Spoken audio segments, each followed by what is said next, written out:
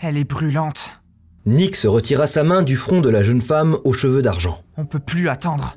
La voie est pas libre. Topher guettait discrètement de l'autre côté de la caisse de fret. L'agent de la Corp avait monté la trappe du Misery et se tenait en plein milieu de la cale, interrogeant un Gandar fébrile. Est-ce qu'il y a un problème, madame ? Nous avons des terroristes en fuite. Ah bon ? D'épaisses gouttes de sueur perlaient sur le front du mécano. Un attentat en plein centre-ville. Tous les vols interplanétaires sont suspendus jusqu'à nouvel ordre. Eh bien, merci pour l'info. Au revoir. 1 minute. Gandar déglutit. La jeune milicienne sortit une lampe torche et la pointa vers l'intérieur du vaisseau. Tous les vaisseaux doivent être fouillés. Mesure de précaution. C'est pour votre sécurité. Bien sûr. Topher s'accroupit à nouveau. Elle est rentrée. Sérieux? Râla Nix. Il remarqua une flaque de sang qui se formait sous la jeune femme. Elle n'allait pas tenir longtemps à ce rythme.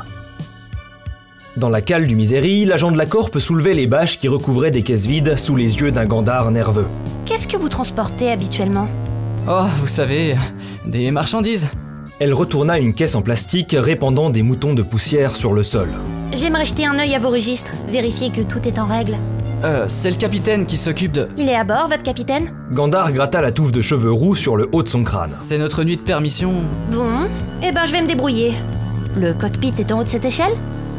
Oui, en haut, et au bout du couloir. Elle se tourna vers l'échelle menant au pont supérieur. Je vais me débrouiller. Merci de votre coopération. D'un grand coup de clé à molette, Gandar venait d'assommer l'agent de la Corp. Elle tomba au sol, inconsciente. Oh merde. Réalisa le mécano, tout tremblant. Il se précipita vers la trappe et fit signe à ses 2 camarades que la voie était libre. Ils chargèrent une jeune femme inconsciente à bord et en découvrirent une autre dans la cale. Mec, t'es sérieux? Lança Topher. J'ai paniqué. Le capitaine va vraiment nous tuer. Referme la trappe et enferme-la dans le bloc B avant qu'elle se réveille.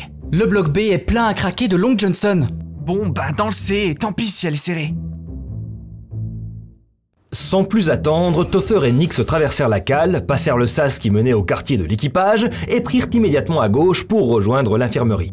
Ils installèrent la jeune femme aux cheveux d'argent sur la table d'opération et Nix se tourna vers Topher. Va chercher Yuli, elle doit être dans sa chambre. Dans sa chambre. Rougit le gaillard en grattant son crâne rasé. Allez, grouille! Topher partit, Nix commença à fouiller les tiroirs, sortant tout ce qu'il pensait pouvoir être utile. En jetant un œil à la jeune femme, il remarqua que ses lèvres tremblaient. Il retira sa veste et la recouvrit avec. Yuli arriva finalement. L'officier médical du Misery portait de longs cheveux noirs et avait enfilé sa blouse blanche par-dessus son pyjama. Derrière elle, Topher, pivoine, semblait s'en vouloir de l'avoir réveillée. Le capitaine va tellement vous tuer. Je sais. Yuli s'approcha de la table d'opération et souleva la veste de Nix pour observer la blessure. La vache. Murmura-t-elle en jetant la veste au jeune homme. Tu peux la soigner? Je vais faire ce que je peux. Nix se tourna vers Topher qui fixait ses chaussures. Tu devrais aller aider Gandar avec l'autre. L'autre? S'exclama Yuli. Je t'expliquerai. Elle le fixa avec des grands yeux avant de se focaliser sur sa patiente. Topher retourna dans la cale et passa la deuxième porte qui menait aux espaces de stockage secondaires. Gandar était en train de lutter pour faire entrer l'agent de la Corp inconsciente dans le bloc C, qui n'était rien de plus qu'un gros placard. Tu t'en sors, gros? Il essaya de refermer le placard, mais la jeune femme glissa et ses jambes bloquèrent la porte. Non, viens m'aider. Après plusieurs tentatives infructueuses, ils réussirent à la faire tenir dans le bloc C et à refermer la porte. Dans l'infirmerie, Nix avait les mains couvertes de sang, maintenant la pression sur la plaie de la patiente après que Yuli ait retiré le fragment d'Overcraft qui l'empalait. Elle saisit le cautérisateur laser et commença à refermer la blessure, veine après veine. Une odeur de viande grillée s'éleva dans l'air. Une humaine normale serait morte après des dégâts pareils. Remarqua Yuli. Elle est augmentée? Les augmentations cybernétiques n'étaient pas rares, quoique chères. Je ne sais pas si on peut encore parler d'augmentation à ce niveau. Elle est plus machine que femme. Ça explique son poids. Je peux stabiliser tout ce qui est organique, mais il faudra un expert en bionique pour vraiment la retaper. Nix jeta un œil à l'intérieur de la plaie. De part et d'autre des organes et du sang, il remarqua des côtes métalliques. D'où tu sors? Et l'autre alors? Oh, c'est une agent de la Corp que Gandar a assommée dans la cale. Yuli releva ses yeux verts qui s'écarquillèrent. Quoi? Il a paniqué. La mâchoire de l'officier médical se décrocha.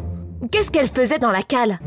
Ils sont en train de patrouiller dans le hangar. Yuli cligna des yeux, incrédule. En ce moment? Ouais. Comment tu peux être aussi calme? Nyx haussa les épaules. Je crois que toute l'adrénaline de mon corps a été usée ce soir. Je suis plus capable de paniquer. Elle referma les yeux et expira longuement pour se calmer.